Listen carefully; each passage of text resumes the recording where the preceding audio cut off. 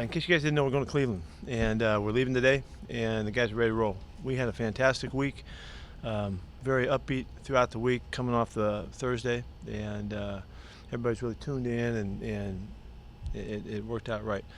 So looking forward to it and expecting them to be at their best, and we know they got a bunch of problems they present for us, so hopefully we've got it worked out, and we can put together a good ball game. How's Dwayne Brown looking? He's going to go in doubtful right now. I mean, that means that when you're as optimistic as I am, that there's a chance. There's a chance. He couldn't practice today. Is that just same injury? It's just kind of gotten worse, or has it gotten Bicep. better? It's a bicep injury. Yeah, it's not responding as well as we would hope. And I guess DJ, what's his situation? He's got a hamstring. Still able to make the trip though? Yeah. Count on that. How about Rashad sticking with hamstrings? He's got a hamstring thing that that's why it's questionable on the list there. So. Chris popped up with You can ask other questions if you want. They'd be a lot better than these. the shoulder yesterday. He came back. He's fine today. Yeah, practiced the whole thing today. At this point, would you prefer to keep Jamarco at right guard, just given the work he's got? We're still working on that. We're gonna get that worked out. If you don't mind, we'll let you know on the weekend. Is there anyone else on the roster that There can may be an play? edge there somewhere for us. I'm not sure there is, but if there is, we're reaching for it. Okay, small edge, little teeny edge, but we're reaching for it, and we're gonna wait. Is there anyone else that practices at kind of George Fant's role, that extra tight end, extra offensive lineman role? You're asking questions I don't want to answer. Okay. That's okay. Okay, but they're good questions though. They're good questions. Yeah, just wait and see. What has it been like for Dwayne the last couple of weeks working through that since the Saints game? Last week, the game he played Thursday night, that was heroic. I mean, he just toughed it out. It was hard, and it wasn't it was really uncomfortable for him, but he just wouldn't say anything about it and finished the game and got it done. And he knew that that he was hurt. He knew it, and he played with it and made it through it. And so we got to take care of him and make sure. Sometimes the guys are so tough that they don't let us know what's going on, and that's not the right way to say that, because it isn't that he didn't let us know, but he just toughed his way through it is what happened. So it couldn't have been more admirable the way he pulled off a great game for us.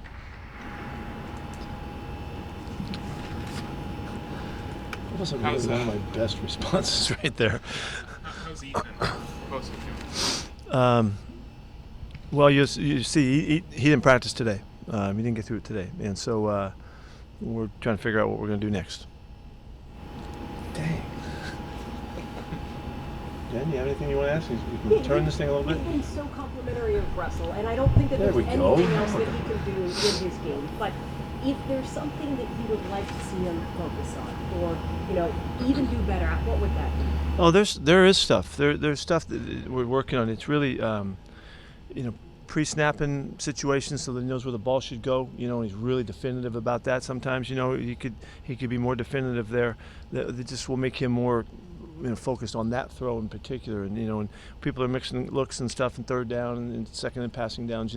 They're trying to fool you, and he's trying to detect what they're showing. And so he's really good at it, but he can continue to get better at that. And when you get it and you get it right, then you can really hurt a defense. If you know what they're doing and you really can tell, then we can take full advantage of that. That's the cat and mouse chess game, whatever, for the quarterback. He could be better at that. We need to get our third down numbers up. We're not converting like we need to, and Russ is right in the middle of all that. So we're working hard on that. Defensively, are you comfortable with continuing to go with the kind of bend but don't break strategy? Is there adjustments you can make to where, go a different route? Bend but don't break? More aggressive. I think I've referred to it as a rope-a-dope at times, which is a favorite phrase of mine.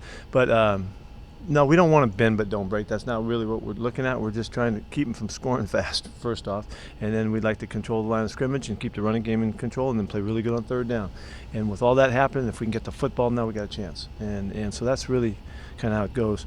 Bend but don't break is that's a nice way of saying that they put up a lot of yards, but you still won. That's kind of what happened. What do you look to tighten up next? The Rams did score quick on I think 3 or 4 drives. There was like 6 plays or less, 75 yards, and is that?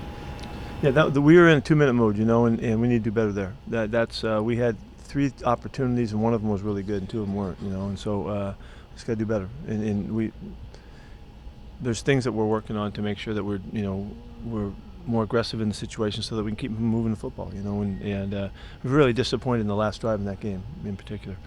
Although we're not talking about that game, but since you asked. What are you looking to get from your D-line? I think you talked a little bit about being aggressive, but in a game like this. Well, this is the running game feature. This is one of the top running games and running backs in the NFL. Nick Chubb is really good, and we have to do everything we can to keep him from controlling the football game. The big game they had against the Ravens, they scored a bunch of points. Nick was going crazy in that game, and we can't let that happen. We have great respect for him, and their system allows him to be really good. They got a lot of good stuff that they do with him to feature his talent and all that. So those guys up front, it starts there. They've got to play really good, and that means they have to play really disciplined technique. And when we get into passing downs, then we got to make sure we can find the quarterback, find a way there. So what I'm hoping happens is we continue to be more efficient, and we run our games cleaner and sharper and take more, get more benefit out of the fact that we're twisting and turning and the things that we're doing. We've been a little bit shabby at times, and we can get better at all that stuff. It takes time, and the guys working together, and so that's why I've been kind of patient with the thought that we're going to improve as we go. And Ziggy's just played a little bit, and JD's just played a little bit this year, and I think those guys can get a lot better.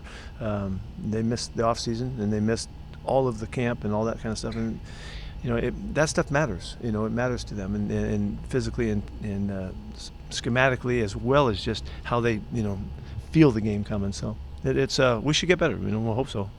If not, we're going to have to figure out other ways to get to the quarterback. Have you noticed that your challenge against Pittsburgh is apparently the only one that's the pass interference challenge that's kind of been overturned in that manner, where they found interference where there hasn't been? Where they missed it? Yeah, they missed it. I mean, every other one they're just saying that there hasn't been. And last night there was a big controversy over it. But I just wonder if you have any different thoughts on how you want to do that. I think we're getting a better feel for it and a better sense for what we can expect out of it. There's still a risk in there. It's not if you play it really safe, you could have sure bets. But we're going to push it and see if we can figure it out and make some sense of these opportunities. I'm obviously kind of willing to do that, and we're learning as we go. But I feel a lot more confident in the process and kind of what to expect from the officials now that we've had a number of games behind us. So we should be better at it as we go. Are you seeing much variance in what between officials in terms of what they will and won't overturn? No, because all of those things go back to New York, so it's it doesn't really have that much to do with the guys on the field. It has to do with New York, and so that's the good part of the format is that we're gonna have enough information here mid-year, and we'll know the second half of the season really what to expect. And I think we can be really accurate with the decisions and the choices that we make. That's what I'm hoping for. When you have a potential shuffled offensive line, is there more on Russell's play from a communication standpoint?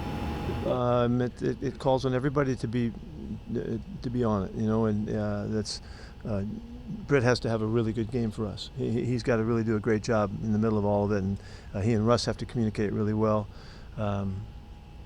If Dwayne's not able to play, you lose a lot of experience and a lot of vision that he has, that he shares, and the perception he has is extremely unique, and you're going to miss some of that. So other guys have to compensate. You're right with the quarterback for sure, but I would put a lot of focus on Justin Britt's got to do a really good job this week.